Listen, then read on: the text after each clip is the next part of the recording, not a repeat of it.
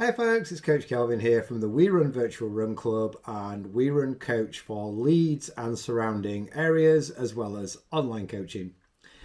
I hope you've all had a great Christmas and I hope you're looking forward to the new year. I've had a great time, pretty mellow really, but some good food and seen the family and got out running, which is a pretty typical Christmas for me. So what I'd like to talk about in this video is moving into the new year. A lot of people are thinking about new running goals and maybe events and how they're going to train for that event. So I thought I'd just give a few little tips on event choice and a little bit of maybe guidance on choosing the right training plan for that event.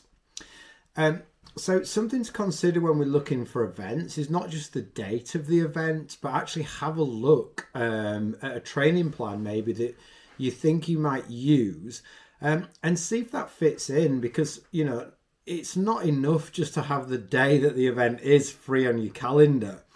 You know, it might be a big event like a half marathon that has like a 2-week taper and then maybe like a sort of 12 to 16 week block that precedes the taper where most of your work is going to be.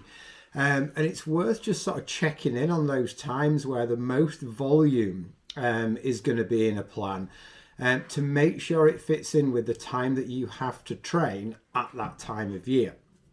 So that's sort of tip number one, is when you're choosing an event, look at your calendar.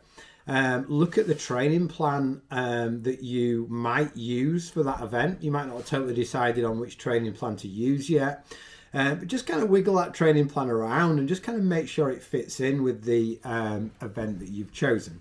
So I hope that makes some sort of sense.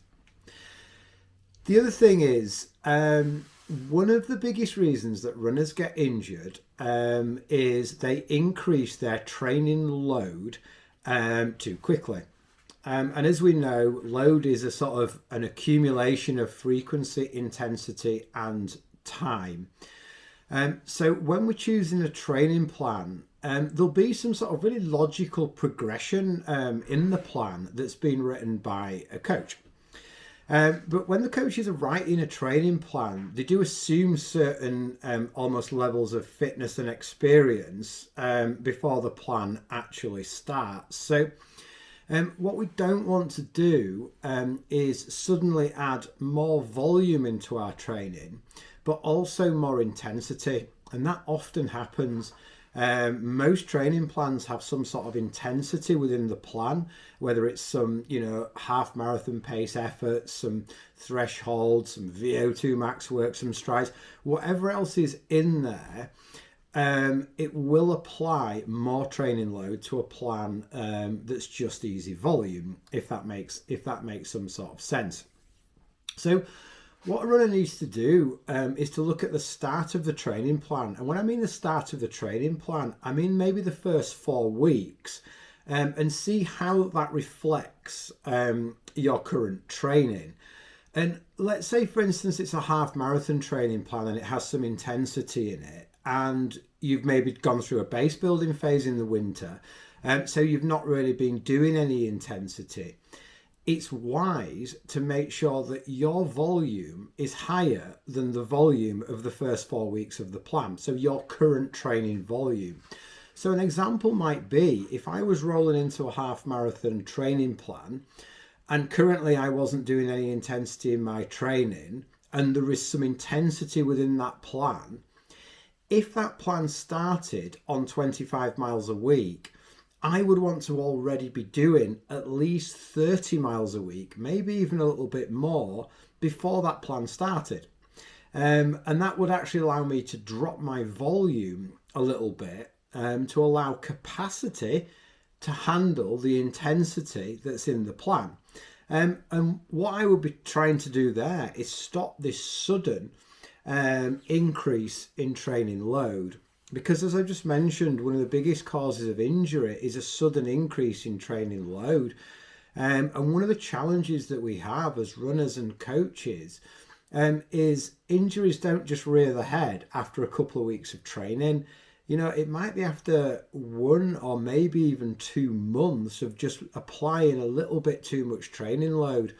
And the challenge is within that time, that high stimulus, that high training load will actually create a really positive effect. So we get this kind of like time scale from runners starting a plan, applying too much training load because they're adding both volume and intensity that's more than what they've already been doing. And in the first like couple of months, they'll like be like, "Oh my goodness, this is amazing! I'm on fire! I've had a 5K PB and I feel like I'm running really, really well."